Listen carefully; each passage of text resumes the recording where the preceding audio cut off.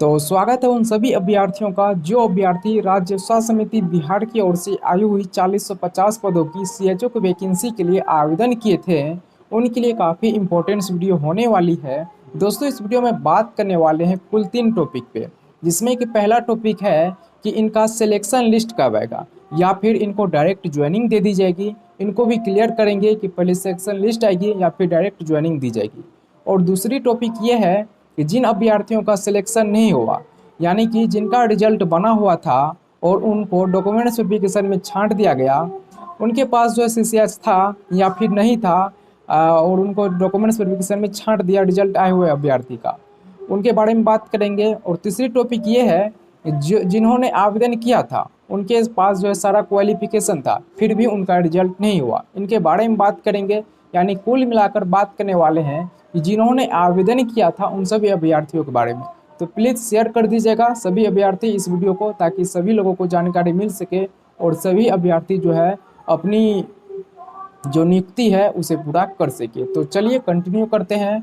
Video पे पहली बार आए हैं तो लाइक कीजिएगा और चैनल को सब्सक्राइब कर दीजिएगा, क्योंकि मैं शुरू से आप सभी को सीएचओ से रिलेटेड अपडेट देता आ रहा हूँ। तो सबसे पहले बात कर लेते हैं उन अभ्यर्थियों का जिनके पास जो है सारा क्वालिफिकेशन होने के बावजूद भी उनका रिजल्ट नहीं हुआ, यानी वो अभ्यर्थी अब वेटिंग लिस्ट का इंतज़ार कर रहे हैं। अब जो है वो वेटिंग लिस्ट का इंतज़ार कर रहे हैं, परंतु वो घर बैठे इंतज़ार कर रहे हैं। तो यहाँ दोस्तों आपको घर बैठे इंतज़ार करने की कोई ज़रूरत नहीं है, यानी कि अगर आप घर बैठे इंतज़ार कीजिएगा तो आपकी वेटिंग लिस्ट नहीं जारी की जाएगी।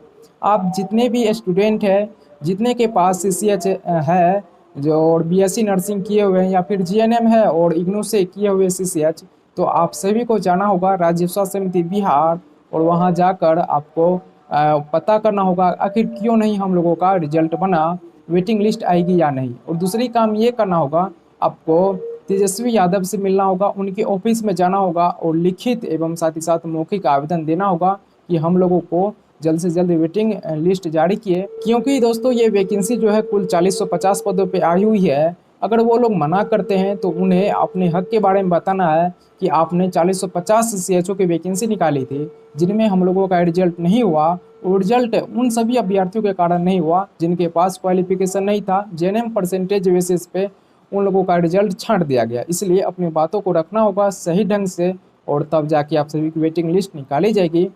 उम्मीद है कि आप सभी जो है मुझसे बड़े भी होंगे, चाहे वो एज में हो या फिर क्वालिफिकेशन में हो, परंतु यहाँ बड़े छोटे की बात नहीं है, बात यह है जानकारी की कि किस तरह से आप सभी की वेटिंग लिस्ट आएगी, किस तरह से आपकी नियुक्ति होगी। क्योंकि मेरे पास अभी एक यूट्यूब चैनल प्लेटफॉर्म है जिनसे मैं सभी को जानकारी दे पाता हूँ। तो प्लीज़ आप सभी जो है अपनी मांग को रखें, पूजा के बाद अवश्य जाए। मैं व्हाट्सएप ग्रुप का लिंक वीडियो को डिस्क्रिप्शन दे दिया हूँ, उस ग्रुप को ज्वाइन कीजिए और एक मेंबर जो है एक हेड बनिए, सभी का एडमिन बनिए, और उसके बाद जो है सभी एक यूनिटी बनाकर चले जाइए पटना, और वहाँ जाकर अपनी बातों को रखिए और अपनी मांग को पूरा कीजिए। जब तक आपकी मांग पूरी नहीं होती तब तक अपनी मांगों पे डटे रहिए। दोस्तों, अब बात कर लेते हैं उन अभ्यर्थियों के बारे में जिनका रिजल्ट बना हुआ था परंतु उन्हें काउंसलिंग में छांट दिया गया। काउंसलिंग में क्यों छांटा गया? कि उनके पास सीसीएच जो है इग्नू से किया हुआ नहीं था, इसलिए उन्हें छांट दिया गया। भले आपके पास जो है सीसीएच था, किसी भी कॉलेज या यूनिवर्सिटी से आप सीसीएच कर रखे थे, लेकिन उन्हें क्या चाहिए कि केवल इग्नू से किया हुआ सीसीएच चाहिए। तो अब जो है दोस्तों आपके साथ यहाँ जो है आपके भविष्य के साथ जो है मजाक हो रहा है। मजाक किस प्रकार से हो रहा है इसे पहले समझिए। जब इग्नू डायरेक्ट सीसीएच नहीं करवाती है और गवर्नमेंट जो है वैकेंसी निकालती है और वैकेंसी में बोलती है जो हमें सीसीएच चाहिए केवल और केवल इग्नू का, तो अब आप ही बताइए कि किस प्रकार से आप उस वैकेंसी में योग्य होंगे, किस प्रकार से आप जो है जॉब कर पाएंगे। तो यहाँ जो है आप सभी के भविष्य के साथ मजाक हो रहा है। तो अब आपको जो है आगे बढ़ना होगा, अपनी समस्याओं को रखना होगा उन सरकारें के साथ जो है आपके साथ मजाक कर रही है। तो अपनी समस्याओं को किस प्रकार से रखेंगे, सबसे पहले समझने वाली बात ये है। तो देखिए, आपको जाना होगा जो तेजस्वी यादव का ऑफिस है वहाँ जाना होगा और आपको वहाँ बताना होगा, उसे आपको अपनी समस्याओं को दिखाना होगा। तो समस्या किस प्रकार से दिखाइएगा? तो दोस्तों बताइएगा कि सर हम उन कैंडिडेट्स में से हैं जो 4050 सीएचओ की वैकेंसी में आए हुए वैकेंसी में आवेदन किए थे, परंतु हम लोगों का रिजल्ट भी हुआ और वहाँ जो है काउंसलिंग में छांट दिया गया। और काउंसलिंग में छांटने का रीज़न था कि वहाँ जो है केवल इग्नू का सीसीएच मान्य था। अब सर आप ही बताइए कि हम जो है सीसीएच कैसे करवाएं। वहाँ जो है केवल आप मांग रहे हैं कि इग्नू से सीसीएच चाहिए, और इग्नू जो है डायरेक्ट सीसीएच करवाती नहीं है, केवल स्पॉन्सर्ड कैंडिडेट को सीसीएच करवाती है। स्पॉन्सर्ड करने का मतलब है कि इग्नू जो है जैसे अभी बिहार में राज्य उषा समिति की ओर से नोटिस निकालती है, और उस नोटिस में आप जो है आवेदन करते हैं, तब जाके आप ट्रेनिंग कोर्स यानी ब्रिज कोर्स जो उनका होता है वो करते हैं, उनके बाद आपको सीसीएच सर्टिफिकेट मिलता है।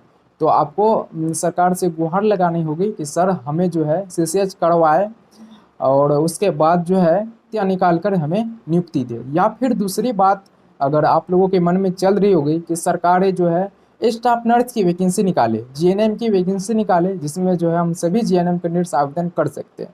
तो दो ऑप्शन आपके लिए, या फिर आप न्यू वैकेंसी के लिए आवाज़ उठाइए, और आवाज़ तो आप लोग उठा पाएंगे, क्योंकि ऐसा नहीं कि केवल जीएनएम के कैंडिडेट्स आप ही है, बहुत सारे स्टूडेंट्स हैं, लेकिन सवाल उठाने का मुद्दा जो है नहीं बनता है।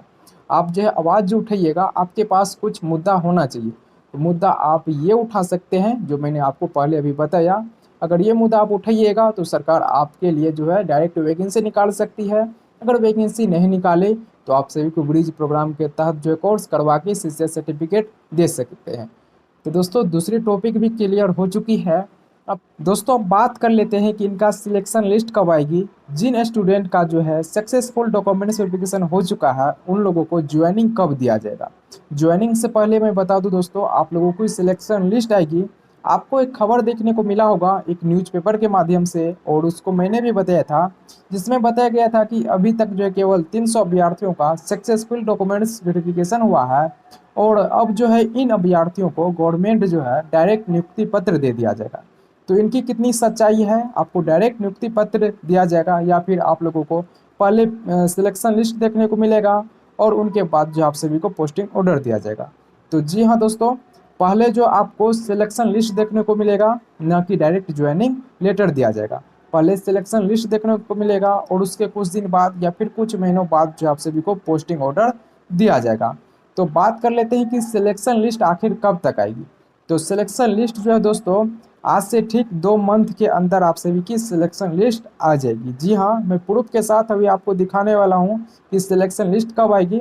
यहाँ मैं आपको एक स्क्रीनशॉट अटैच करूँगा, जिनमें जो है मेरी उन अभ्यर्थियों से बात हुई है, जिन अभ्यर्थियों को बताया गया कि अब जो है सिलेक्शन लिस्ट जो है 40 दिन में आ जाएगी। जी हाँ, यहाँ आप देख पा रहे होंगे स्क्रीनशॉट में, उनको बताया गया है कि 40 दिन में जो है उन लोगों का सिलेक्शन लिस्ट जारी करेगा। और मैं कुछ ब्लर कर चुका हूँ कुछ प्राइवेसी के लिए, केवल आप लोग ये देख लीजिए कि 40 दिन में आप सभी की सिलेक्शन लिस्ट आ जाएगी, और उसके बाद जो है कुछ दिन या फिर कुछ महीनों के बाद आप सभी की पोस्टिंग ऑर्डर आएगी, और उसके बाद आप सभी को पोस्टिंग किया जाएगा। तो बस इस वीडियो में बस इतना ही। आपको ये वीडियो कैसा लगा अपनी राय जरूर दीजिएगा। आप क्या सोचते हैं इस वीडियो के ऊपर अपनी राय कमेंट करके जरूर बताइएगा। चैनल पर नहीं तो सब्सक्राइब कीजिएगा, वीडियो अच्छा लगे तो लाइक एवं शेयर जरूर कर दीजिएगा। तो चलिए दोस्तों, इस वीडियो में बस इतना ही। मिलते हैं अगले वीडियो में न्यू अपडेट के साथ।